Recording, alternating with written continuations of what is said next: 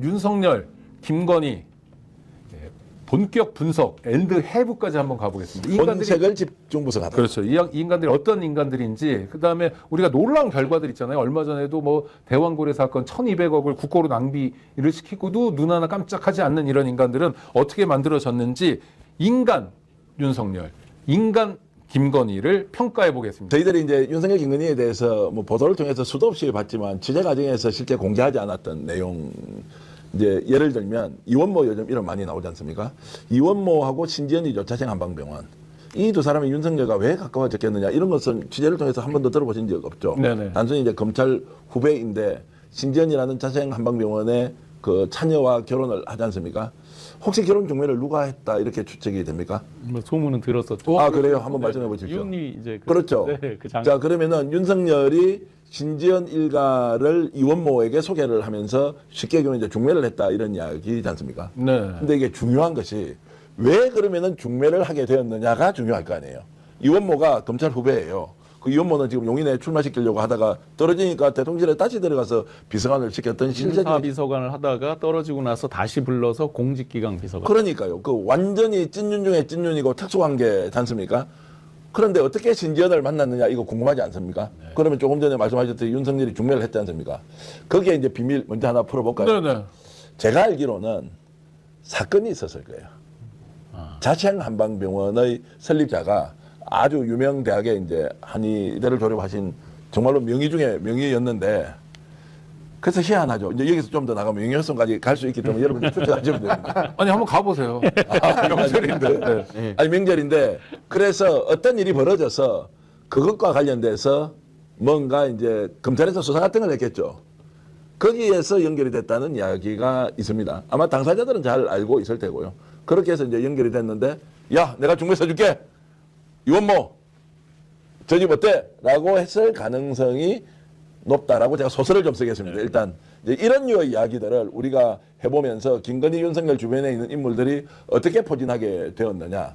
그리고 김건희가 또 이배용 국가교육위원회 위원장이 있었죠. 이 사람을 어떻게 만났을까 궁금하지 않습니까? 네네. 그 사람은 이대 총장을 지냈던 이대 사법과 교수였죠. 원래는. 그렇죠. 그러면 그 중간에 누군가가 김건희를 연결했을 거란 말이에요. 김건희는 주술, 무당, 무속에 워낙 깊이 빠져 있어서 어떻게든 이제 소위 말하는 보수 기독교계와 연결을 해야 하는데 연결고리를 찾았겠죠. 뭐 천공, 건진, 뭐 그다음 백재현 이런 유들하고 놀고 있었던 김건희가 대선 과정에서 대한민국 소위 말하는 정통 기독교 교계와 연결했을 때 누가 연결했을 것이냐.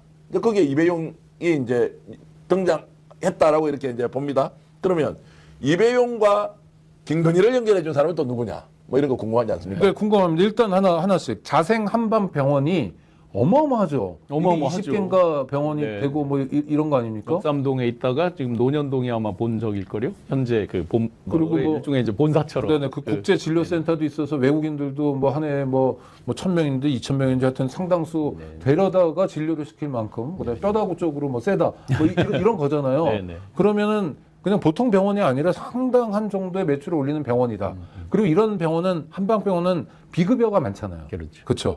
와, 근데 감이 좋으시네요. 왜요? 그러니까 현찰 거래가 많으니까 이게 뭐 노출이 될 거 아니에요. 아니 가을은 원래 누구나 감이 좋아요. 감이 맞다. 요즘 감이 안 좋으면 이상한 거예요. 그러니까 출발은 그렇다는 소문인데 제가 이제 확인하지 않았지만 아마 비슷할 것 같은데 그렇게 이제 검찰 권력과 소위 말하는 병원 권력이 손을 잡고 그리고 정략 결혼은 아니지만 어떤 식으로든 혼사가 이루어지는 이제 이런 과정에서 지금은 제가 알기로는 후회를 엄청나게 하고 있다. 누가요?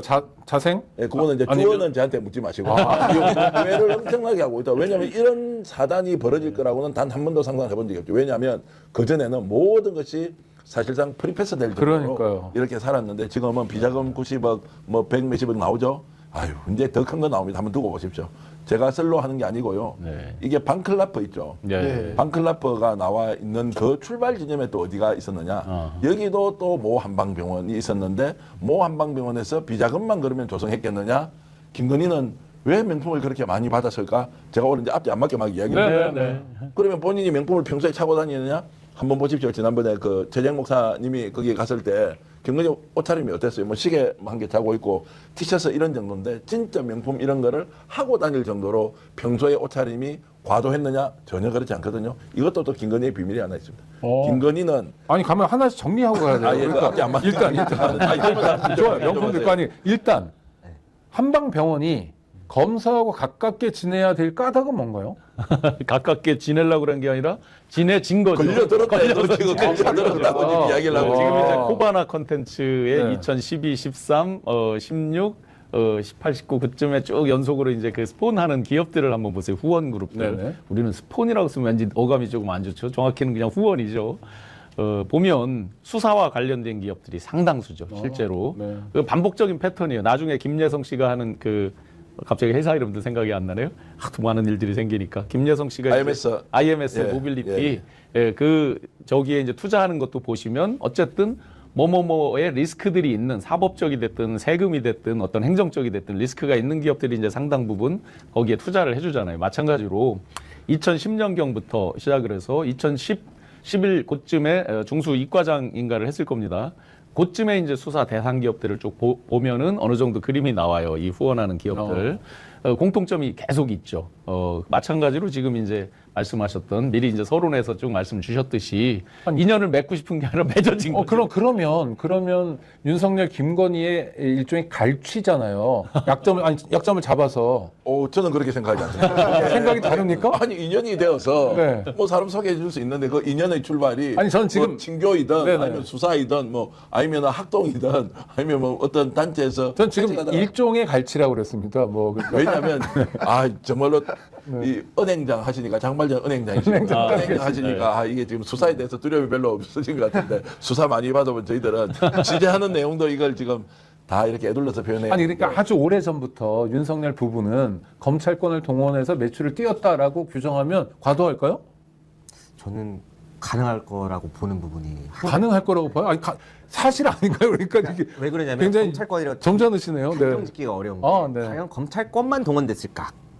그러한 부분에 있어서 의혹이 한 가지 그럼 있는 게 또 뭘 동원하죠? 뭐 조폭이라도 동원했나요? 제가 보기에는 보는 부분 중에요. 이번에 워싱턴 한미정상회담 취재 갔을 때 네네. 제가 이제 거기 워싱턴 국립미술관도 취재하러 몇 군데 다녔었거든요. 네. 그 이유가 뭐였냐면은 그 김건희 씨의 코바나 콘텐츠라고 하는 곳이 어떻게 이렇게 크게 되었는가.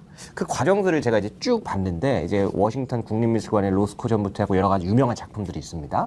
이제 몇 조 원 규모를 처음으로 코바나에서 전시로 빌려옵니다. 근데 그 규모가 몇 조 원이에요. 네네. 이송하는 비용만 수십억입니다. 최소 40억인데. 그렇죠. 그리고 보험료도 어마어마할 네. 것 같은데요. 그런데 이제 국립미술관 같은 경우에는 개인한테 그렇게 보장을 해주지 않아요. 적어도 국가 정도의 신용이 동반이 되어야 그거에 대한 이제 보증과 보험 그리고 돈 그리고 모든 작업들이 절차가 되는데 개인이 할 수 없는 부분을 도대체 어떻게 했을까? 실제로 제가 그래서 그 과정들을 이제 취재하러 갔는데 이제 그쪽에서 얘기하기로는 개인은 할 수 없다. 무조건 큰 기관이 나서야지만 가능한 건데. 국가 버전이라는 거죠. 그렇죠. 네, 네. 그러면 이제 여기서부터 이제 제가 궁금해지는 게 그 당시부터 코바나에서 그렇게 우리나라에서도 지금 1위 전시로 꼽혔던 게 코바나에서 했던 거거든요. 그 로스코전이 어떻게 가능했을까?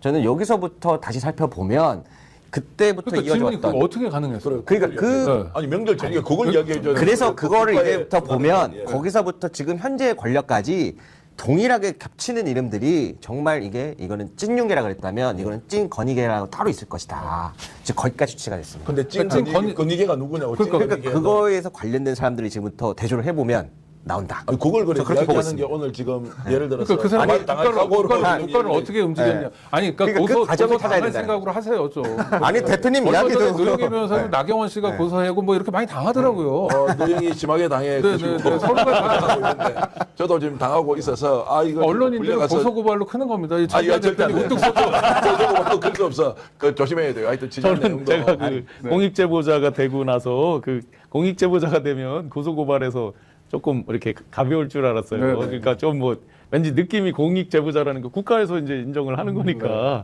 그 어느 정도 좀 뭐 편의 뭐 또는 뭐 이렇게 좀 상쇄되는 게 있지 않을까. 전혀 그렇지 않더라고요.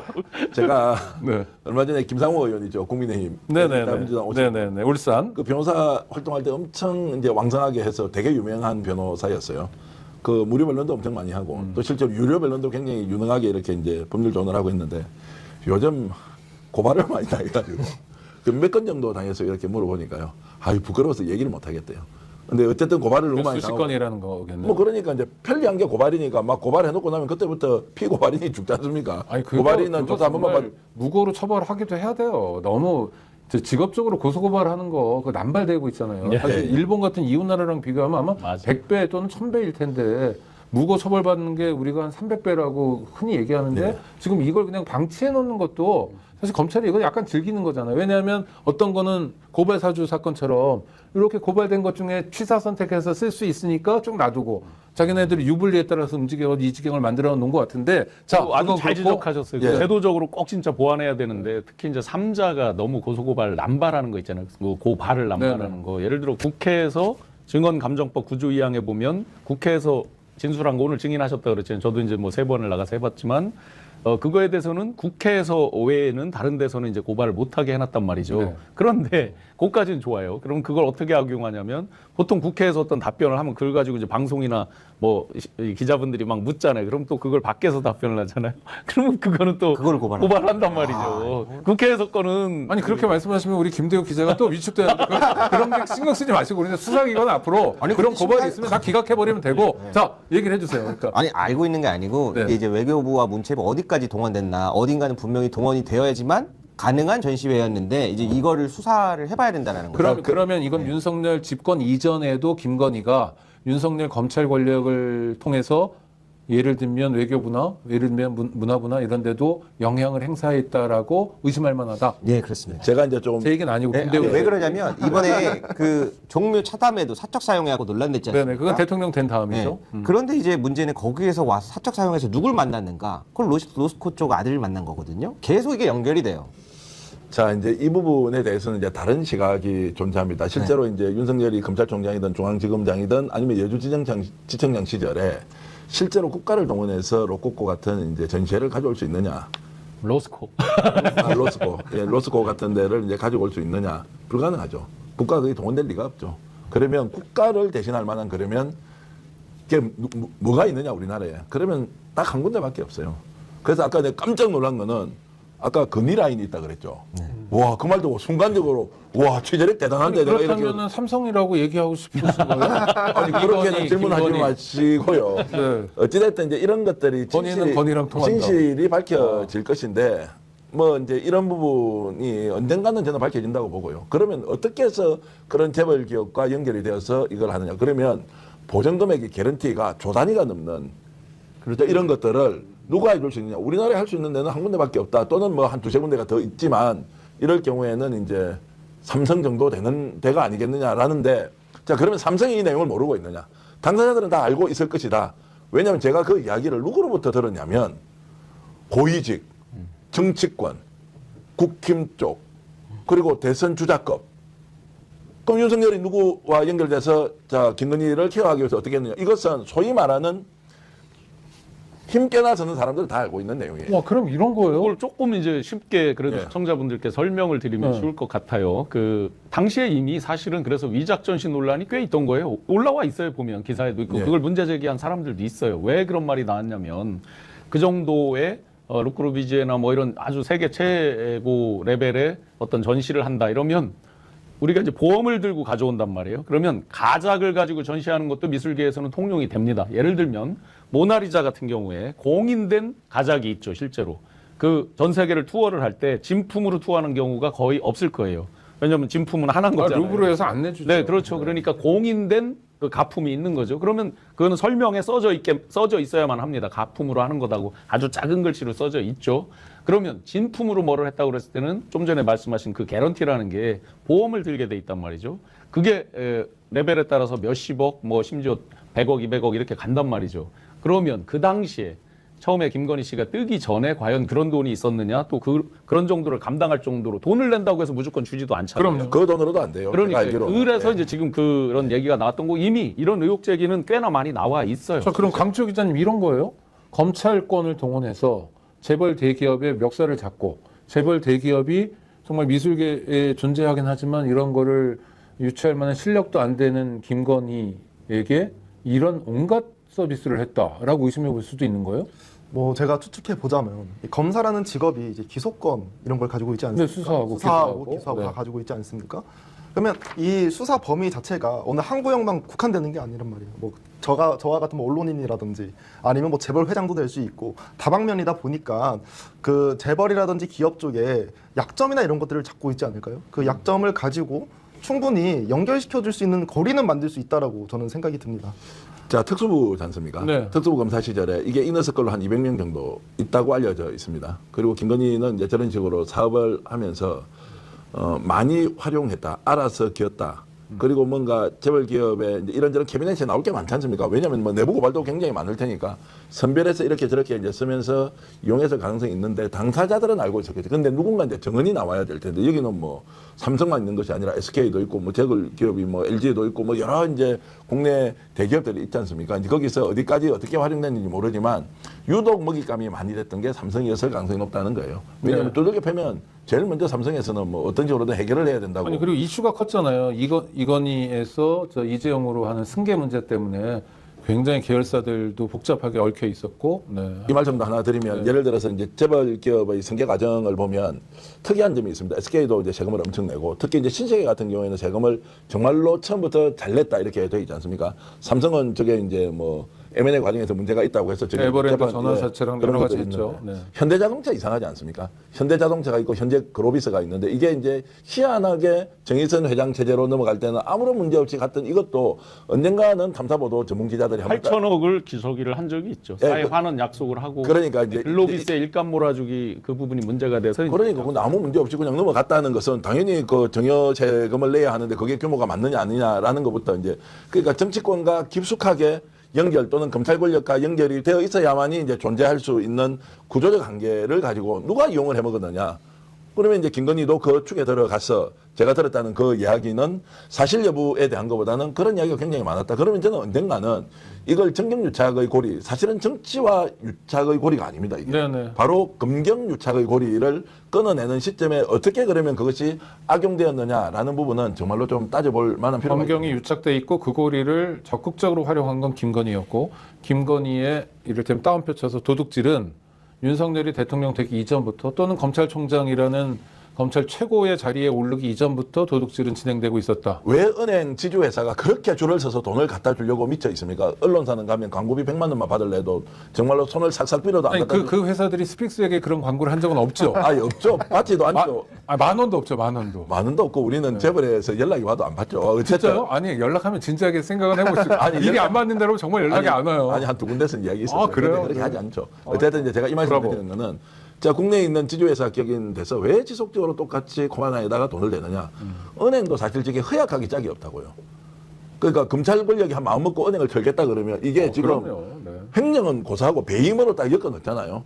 은행은 투자해서 손실을 볼 수도 있고 이익을 볼 수도 있는데 이거 딱 시비 걸고 하면 은행 꼼짝 못 한다고요. 네, 둘둘 말아서 그냥 보낼 수 있죠. 검찰이 마음만 먹으면. 마음만 먹으면 그런 거죠. 그러니까 은행이 줄을 서는 거야. 거기는 뭘 좀 한다 그러면 그걸 갖다 바치는데 그게 돈을 500만, 1000만 원 주는 게 아니고 억 단위로 이렇게 계속 스폰서를 하는데 그럼 누가 이 장사를 헤쳐먹었느냐라고 하는 거를 그때는 아무도 말을 못하지. 왜냐하면 특수부에 걸리면 다 죽으니까 여기 있는 사람도 예외 없이 마음 먹으면 다 끌어넣고 그냥 누구 말 맞다가 묻어버린다라고 할 정도로 무소불위의 권력을 행사했지. 심지어 이들은 어떻게 해요? 정치권의 인사들도 지 입맛대로 다 죽여버렸잖아. 대통령 후보조차도 다 죽이겠다고 나선 자들이니까 이들이 다르게 해먹은 거. 그래서 지금 뭐 명품으로 뭘 받아 처먹고 이런 것도 뭐 죄의식도 별로 없는 거지. 평생 그렇게 해쳐먹었으니까. 세 발의 정말로 피겠네요, 그거. 이런 것들 지금 낱낱이 저는 드러내야 한다고. 해쳐먹는다는 얘기를 하니까 윤석열과 술이 생각납니다. 명절에 우리 가족들끼리 뭐 술 한잔 하고 음복도 하고 아주 좋은데 윤석열은 술을 엄청 많이 먹은 거죠. 술과 얽힌 얘기도 같이 술 드셔보셨어요? 뭐 하도 많이 제가 오픈을 해서 술에 대한 거는 아니 그러니까 뭐 이미 윤석열하고 술을 많이 드셔보셨어요? 뭐 바로 옆에서 먹어보고 했죠. 예. 네. 근데 그 하도 많이 이제 오픈을 해서 뭐 이제 그 사람은 뒤에 안주는 잘 안 먹고 술만 먹습니까?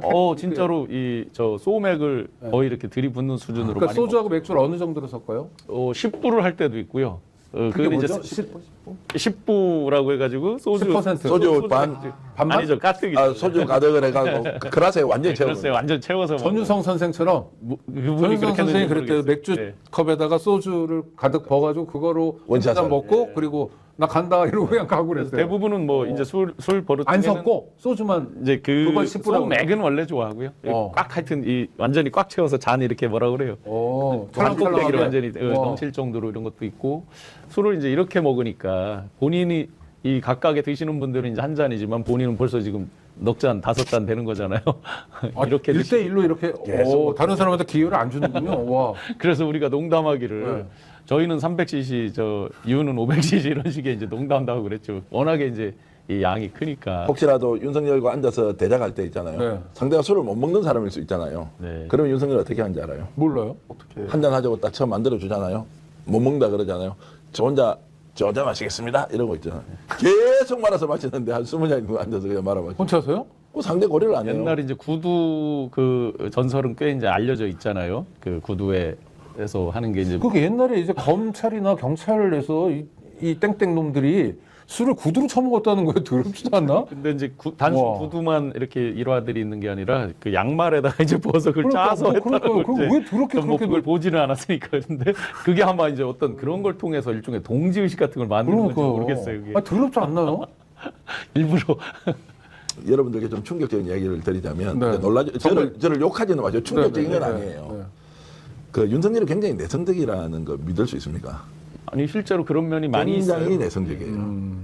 그러니까 일부러 더 이런다. 술 기운을 빌리고. 이런 그래서 이 용기나 이 에너지가 술을 통해서 나오는 거고 이제 남성성, 여성성을 가지고 이 두 사람을 비교하면은 김건희는 남성적 성향이 굉장히 강하고 윤석열은 오히려 굉장히 내성적인 성향이 강한데 이제 술 마시는 거 하나는 김건희가 절대 간섭을 못 한다는 게 결혼의 조건이었다라는 이야기를 윤석열이 직접 이제 주변 사람한테 그래서 술 마시는 거는 시비 안 거든 나머지는 내가 배우자 시킨 대로 다 하는데 그럼 술은 아니다. 지난번에 그 보석해달라고 법정에 나왔을 때 윤석열 오랜만에 보니까 이 친구가 상태가 좋아졌어요.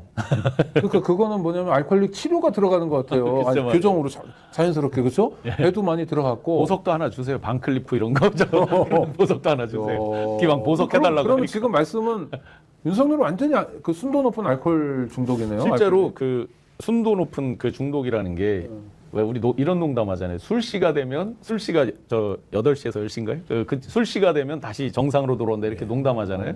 제가 MBC하고 그다음 그 PD수첩하고 뉴스타파에 공개한 영상을 보시면 이런 장면이 나와요. 처음에 술자리를 하기 전에 계속 식은땀을 흘려요. 매일 먹은 게 이제 이렇게 누적돼 네, 있어가지고 막 식은땀을 흘려요. 그러다가 그 영상에 고스란히 나와요, 실제. 소맥을 딱 한 잔 해요. 그러면서 아주 이렇게 그냥 흔히 일반적인 사람의 정상 컨디션처럼 이렇게 딱 맞아요, 돌아옵니다. 맞아요. 식은땀 그다음부터 안 흘리고 그러니까 상태가 좋아져요. 알코올릭은 정상이 언제냐면 술 마실 때가 정상이에요. 예, 술 안 마실 때가 비정상이고. 아니 그러면 주사는 또 없어요? 다른 주사 같은 건 없어요? 아니 주사라고 하기보다는 혼자서 이제 말을 시작하면 1시간 중에 59분을 혼자 얘기를 하니까. 그게 주사였던 거예요, 그러면? 뭐 그게 그러면 윤석열도 주사 파네요?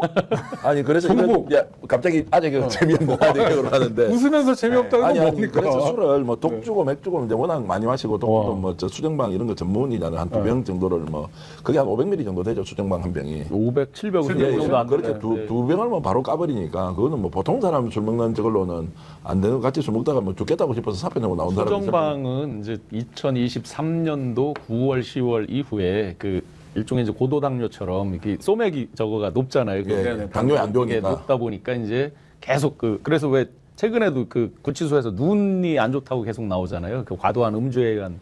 그래서 이제 2023년 9월, 10월 경에 아마 굉장히 그 의사들의 권고가 있었던 모양이에요. 그래서 소맥을 주종으로 하던 거를 이제 중국 술로 바꾼다. 그러면 그게 그 시점에서 이제 많이 윤석열은 바뀌었죠. 의사의 권고로 주종도 바꾸는 사람이다 이런 건가요? 그건 잘 모르죠. 아니 그러니까 아니면 김건희 역할인가 뭔가요? 그러니까 일대일로 앉아 이제 술을 마시게 되면 와. 이제 문제가 이제 아니 대통령 아니에요. 그럼 네. 대통령이 이제 누군가 이렇게 이제 담소를 나눈다는 것은 국정을 논하는 거잖아요. 근데 이제 술을 앉자마자 이렇게 퍼마시니까 어떤 문제가 생겨요. 한 3분쯤 지나고 나면 대화가 안 되고 그분 표현 그대로 할게요. 잡담을 1시간 해야 된다. 네, 네. 윤석열이가 국가에 대한 무언가에 대해서 뭐 예를 들어서 우리 뭐 장발장 은행으로서 마이크로 크레딧을 어떻게 가져갈 것이고 이런 이제 대화를 해야 되지 않습니까? 그래서 이런 방법 저런 방법 하면서 소위 말하는 국사를 논해야 되는 자리에서 잡담을 혼자서 1시간 하고 자빠져 있으니까 이게 대화가 되냐고 이 사람한테는. 저녁에 가면 술 처먹어. 아침에 출근 안 해. 그래서 가짜 사이카 보내가지고 난리가 나고 이렇게 하잖아요. 그래서 식은땀 흘리고 있다가 또 낮술 한 잔 들어가면 그때부터 정신을 차리고. 그러니까 어느 날 전국 지방자치단체장, 광역단체장끼리 다 모여있는 행사에 어떻게 하면 윤석열을 설득시켜서 자신의 그 관할 지역에 뭔가 예산을 좀 받을까 해서 그 지역 특산 40도, 50도짜리 술을 한 20병 정도 가져가는 거예요. 진도 홍주 같은 거? 예, 그런 걸 가져가서 대통령님, 네 이거 가져왔습니다. 한 잔 올 돌립시다 이래가지고 공개 행사 끝나고 비공개 때 그 소위 말하는 깡소주도 아니고 뭐라 그래야 됩니까? 지역 특산주들 독주들 있잖아요. 특산 독주를 가지고 술을 돌리고 그렇게 해서 애걸복걸하고 한 사람은 그 윤석열 만세 하면서 정말 그 이야기 들으니까 정말로 다들 미쳤다. 그러니까 예산을 좀 받기 위해서 윤석열한테 잘 보여야 되지만 윤석열은 거기에서 그리고 한 잔 돌려 이렇게 하죠. 자, 대통령이 집에 돌아갈 시간이 됐는데 경호원들한테 야 바깥에 다 나가 이러놓고 거기서 술 먹고 다녔죠. 그 이야기를 거기 있던 사람은 제가 들었을 거 아닙니까? 그게 횟집인가요? 뭐 질문하지 마시고 제가 술에 대한 거는 이제 워낙 에피소드가 많아서 밤을 새도 이제 부족할 정도일 텐데 한남동으로 이제 취임 이후에 그 지자체 17개 지자체 장들을 불러서 이제 마실 때 그 팔도 이제 특산 막걸리, 네네. 예, 팔도 거를 이제 다 해가지고 하는데 끝없이 술이 들어가서 정말 쌀 뻔했다라고 이제 한 지자체장이 나중에 막걸리도 사실은 해창이나 이런 거 도수가 높아요. 10도 근데 넘는 이제 것들도 많고. 처음에 막걸리를 이렇게 하는 게 그냥 간단히 입가심인 거예요. 남들은 취해서 다 쓰러질 정도인데 뭘 이 정도를 가지고 그래 이제 이런 거죠. 이제 본격적으로 이제 시작해야지 막.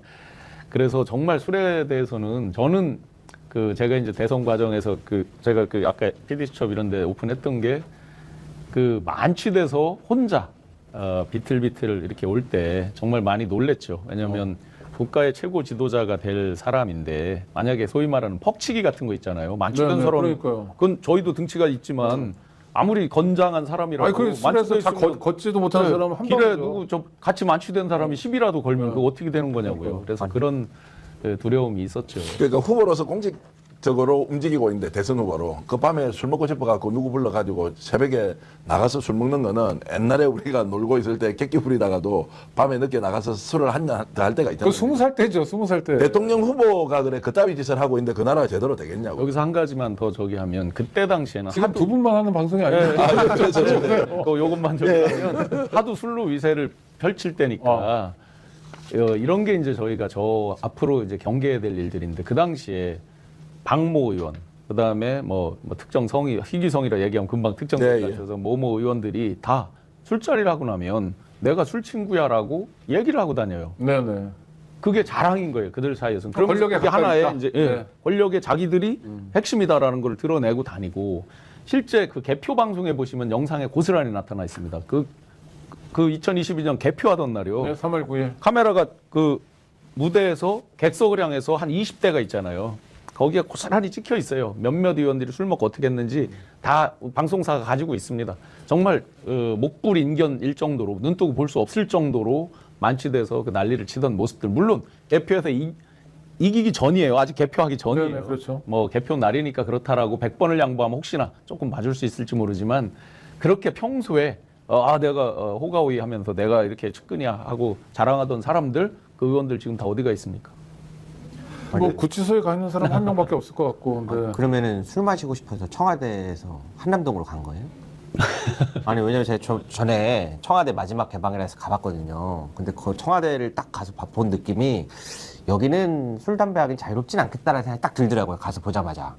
그래서 사실 왜 갔는지 모르겠는데. 근데 그 관절을 옮긴 거는 윤석열의 선택이 아니라 김건희의 선택이라는 게 정설인데 맞습니까? 뭐 그거는 뭐 확실하고요. 뭐 네. 윤석열이 거기 가자마자 제일 먼저 후회를 했다.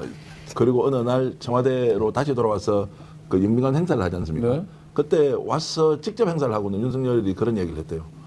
와 이렇게 좋은 데를 놔놓고 왜 저기가 있는지를 몰랐다라는 얘기가 근처에 나오더라고요. 안가도 있고 뭐 여러 가지 장점이 많았나 그러니까 보죠. 술 때문에 그쪽으로 갔다는 것은 이제 뭐 사실이 아니지만 이제 술을 저렇게 마시고 국정 운영을 했다는 게 지금 생각하면 상상 초월이잖아요. 이재명 대통령이 지금 하루를 24시간이 아니고 48시간처럼 쓰고 있다라는 것. 그래서 5,200만의 시간이고 또 다시 이제 이야기하는 것이 일을 2배로 빨리 하면은 하루가 24시간이고 48시간이 되는 거 아니냐라는 것처럼 대통령이 얼마나 바쁘고 할 일이 많습니다. 그러다가 초스피드를 요구하는 이제 아니 근데 외국은요 시차도 안 맞아가지고 사실 새벽이고 낮이고 없잖아요. 외국에서 우리 주식시장에게 요구하는 것도 그거 아닙니까? 24시간 다 깔아. 그러니까 오죽하면 김혜경 여사가 지금 이석정이 와버려가지고 지금 행사에 못할 정도로 초 강행군을 해도 나라를 다 못 챙기는데 윤석열은 매일 그렇게 술을 퍼먹고 아니 그러면 나라의 일은 김건희가 챙긴 거예요? 아니 그러니까 이제 개판이 된 거죠. 뭐 어느 누구도 뭐 대통령 앞에 보고를 하려고 해도 아침에 기다리면 지 순서가 안 오는데 국무위원이 가서 장관이 보고를 해야 되는데 제발 좀 보고 좀 하게 시간 좀 만들어 달라는 게 그게 지금 대통령실의 주요 업무여서 뭔가 결정을 대통령한테 사인을 받고 시작을 했는데 그걸 못했다는 사람이 한두 사람이 아니고 그 장관들도 나중에 정말로 그 뭐라 그럽니까 회고록 쓰면 엄청난 내용이 나올 거예요.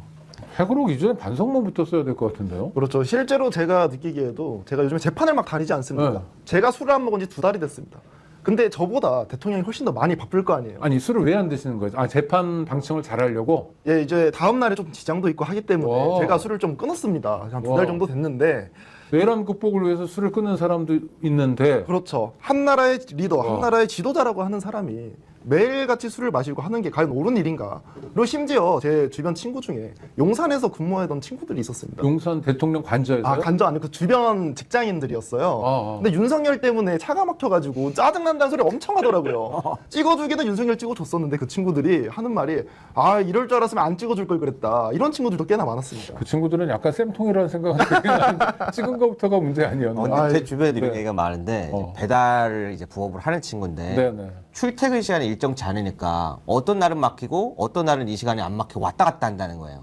네. 그래서 그 동네를 배달을 해본 사람들은 다 안다. 갑자기 막히기 시작하면 이제 출근하네. 이걸 다 안다는 거예요. 배달. 그러니까 가짜도 했다는 거죠. 그러니까 출근 동선은 어떻게 되나요? 관저로 해가지고 한강진역으로 해서 이태원역, 녹사평역, 삼각지역으로 해서 들어가는 코스겠죠? 그쪽으로 잘 안 다녔죠. 아, 그럼 밑으로 갔습니다. 밑에 미군 부대 쪽으로. 뭐 만들어서 했던. 예. 아니 근데 그럼 그쪽으로 사이드카도 다니고 그랬으면 그건 뻥카였습니까? 뻥카가 많았다는 오, 거죠. 사실은 네. 뻥카를 진작에 알았어요. 서울청 그 기동단의 후배가 기팀을 준 적이 있어요. 야, 그 경찰관도 자괴감을 느끼겠네요. 가짜 임금님 행사를 그렇게 따라다니니까. 아니 근데 제가 궁금한 게 신유한 교수님이 이렇게 자세하게 많은 거를 알려주셨는데도 국민의힘 의원들도 그럼 대부분 이 사실들을 알고 있다는 거 아닙니까? 직접적으로 경험한 사람이 부지기수죠. 근데 이러면 안 된다. 이건 잘못됐다라고 어떻게 말하는 사람이 한 사람도 안 나올까요? 거꾸로죠. 그러니까 그 점점 술을 같이 먹을수록 인원석그래 들어가는 거니까. 아, 다 윤석열화 되는 자기가 거야. 막 우쭐이고 막 이런 거죠. 정말 신기한 일이에요. 그러니까 멀쩡하게 교육받은 사람들이. 그래서 이제 바깥에 있는 보수 원로들이 윤석열 술버릇 때문에 술을 너무 많이 먹으니까 이거 누군가 이야기를 하라고 수도 없이 조언을 해요. 아무도 직접 가서 그 얘기를 못하는 거예요. 왜냐하면 술 퍼마시는 것에 대해서는 이의 제기를 하는 순간 원수가 되니까. 그렇게 직업을 하니까. 그러면 통제할 수 있는 사람이 김건희인데 김건희 아까 내가 말씀드렸죠. 술 먹는 것에 대해서는 김건희가 간섭하지 않는다라고 하는 것이 윤석열이 직접 그렇게 얘기를 했다는 거를 제가 장관급 인사한테 들었습니다. 그럼 윤석열 정권의 성역은 두 개네요. 윤석열이 술 먹는 거, 그다음 윤석열의 와이프인 김건희 두 개의 성역이 있는 거. 그러니까 김건희가 마음대로 하고 김건희가 뭐 안에서 인사 중요하게 거기 대통령 근무하는다 면접 봤다는 이야기 이렇게 저렇게 이제 보도가 되고 했지 않습니까? 그러니까 국정 운영을 어떻게 하냐고 술을 그렇게 퍼마시면 일주일에 한 최소한 3일 많이 마셨으면 한 4일 정도 마셨을 거예요. 그렇게 그랬습니까? 뭐 3일 연장 마시는 건 제가 직접 봤고요. 와. 그러니까 그 정도 술을 그게 언제 선거 타임에? 네, 선거 때 선거 때 그렇고 선거 이제 때 그 대통령 정도면 되고 뭐 나서도 평상시에는 더 했겠네요. 와. 아니 간판 갔다가 저 직연이 풀어주고 나왔어도 그게 누가 기자가 그 저 내려가 보니까 딱 뒷모습이 윤석열이더라는 거예요. 꼭 뭐 소복하게 쌓여 있더라는 얘기 하는데요. 뭐 소복한 게 뭔지 저한테 질문 아니고. 병. 아니 그것도 질문 아니고 마세요. 왜냐하면 그걸 이제 딱 보니까 그런 모습이더라는 거예요. 그러면- 그거는 저 관저가 아닌 아크로비스타 지하에 있는 식당에서 이걸 한번 우리가 풀 얘기가 길어지는데 그 당선되자마자 도산공원 바로 정문 오른쪽에 있는 그 한정식당 지하에 그 미술관 지하에 있는 한정식당에서 이제 불쾌하게 먹었죠. 네. 그날 그게 꽤 알려졌습니다. 그러고서 이제 경호원들 퇴근하려고 하는데 잠깐만 해서 이제 아크로비스타 바로 앞에 있는 그 5글자 술집에서 이제 해서 거기서 사진 찍힌 거잖아요. 불쾌하게 그 옆에 먹던 사람에서 꼴겁게 찍힌 거잖아요.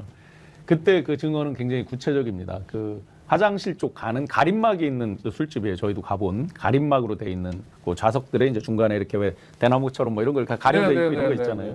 거기서 이제 검찰총장 인사 얘기를 하고 있다라고 증언을 해요. 그 옆에 있던 사람이. 예, 화장실 가다 들었다. 네. 그러니까 술이 취하면 왜 목소리가 점점 커지잖아요. 이게 자기는 의식을 못하고 막 이렇게 커지는. 그래서 주변 사람들이 그 중요한 당선되고 얼마 안 있다가 그런 중요한 인사 얘기 이런 거를 막 거침없이 했다라고 이제 증언이 나오는 거죠. 그때 그 불쾌하게 된 사진도 오픈된 경위도 재밌습니다. 그걸 뭐 누가 제보하려고 한 것도 아니고 야 나 어제 대통령하고 사진 찍었어 하고 친구들한테 간 게 이렇게 나온 거죠. 저는 오늘 그 이야기를 쭉 이 술자리에 대해서 이야기를 들어보니까 술 친구가 돼야지 그 안으로 들어갈 수 있고 그리고 또 성공할 수 있고 그런 게 계속 반복이 된다라고 저는 이해가 됐거든요. 아무리 권력이 좋아도 그 똑같은 얘기를 2시간 만나면 1시간 59분 혼자 떠든 거 어떻게 견뎌요? 아유, 그래서 참. 제가 이제 사표를 내기 전에 재선 의원, 삼선 의원님 각각 이제 찾아뵙고 재선 의원님 그 대갑에 찾아뵙고 그분은 직접 윤과 일을 했던 분이에요. 네네. 검찰에서. 그래서 제가 본 모습과 이런 거 이건 틀림없이 탄핵각입니다. 문제가 심각합니다. 했을 때 그분도 그래도 네가 참고 이렇게 있어야지 등등등을 하기는 했지만 그 습관과 이런 걸 잘 알고 있잖아요. 너무나 잘 알고 있잖아요. 그래서 똑같이 걱정을 하면서 같이 안타깝게 이제 이렇게 바라봤던 일이 그러면 있었습니다. 질문 하나 또. 이제 방송 끝내야 될 시간. 아니 지금 김건희 이야기는 시작도 안 했는데 지금 뭐 김건희 이야기도 할 게 많은데 지금. 김건희도 좋은데. 3번에 하여튼 김건희 얘기이기도 한데 한동훈이 왜 이렇게 싫어요? 누가 싫어하는 거예요? 윤석열이 싫어하는 거예요? 김건희가 싫어하는 거예요? 둘 다예요? 먼저 말씀을 좀 하시죠. 이거는 아니 그러니까 지금대로라면 한동훈이는 죽이고 싶은 사람. 제가 거꾸로 그러면 얘기를 한번 해보겠습니다. 이거는 이제 추론의 영역인데. 네네. 자, 복합 취재 결과다라고 했어요. 윤석열 실제로 검사 몇 명 좀 알겠어요. 윤석열이 수사검사나 이런 사람들 쭉 안다고 쳐보겠습니다. 간부가 된 게 여주지청장. 그리고 이제 문재인 정부 들어서서 중앙지검장을 했고 검찰총장을 했어요. 실제로 이제 검찰에서 잔뼈가 굵은 사람이 아니고 아예 기술을 완전히 나이로 보면 이제 검찰총장 나이인데 실제로 9년 정도 차이가 나잖아요. 그런데 이제 중앙지검장 될 때부터 누가 최측근으로 옆에서 일을 했습니까? 한동훈 아니에요? 네. 그러면 한동훈은 27기, 윤석열은 23기입니다. 연속. 기수의 차이 문제가 아니고 나이는 뭐 10살 차이 이상 나지 나이는 더 않습니까? 나죠. 네. 그러면 자, 윤석열이 가지고 있는 이제 제가 좀 속되게 표현한 객기가 먹혀들었죠. 또 걸리면 다 죽이니까 윤석열은 그 특수부 라인을 다 동원해서 하는데 실무적으로 총책을 한 사람이 누굽니까? 한동훈. 한동훈이잖아요. 네. 그러면 정권이 들어서자마자 한동훈을 법무부 장관으로 시켜요. 이게 어떤 의미냐? 검찰을 완벽하게 통제할 수 있는 사람은 윤석열이 아닌 거예요. 실무적으로는 한동훈이죠.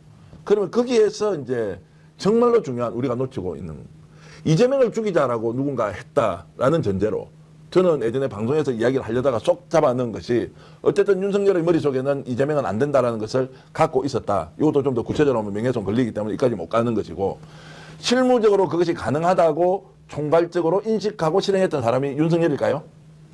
이재명 적 죽일 수 있어. 370 몇 번을 압수수색 하잖아요. 김혜경 여사 7만 원짜리 때문에 100 몇 번을 압수수색 하잖아요. 이거 누가 지금 주도했을까요? 윤석열이? 윤석열 아니면 한동훈이네요. 윤석열은 그 정도 기획력이 없죠. 행동대장이었고 진두지휘하는 쪽이었죠. 자, 그래서 정말로 중요한 질문이었는데 누가 윤석열을 망쳤느냐라는 것을 윤석열을 주체로 놓고 봤을 때는 한 세 사람 정도 거론할 수 있어요.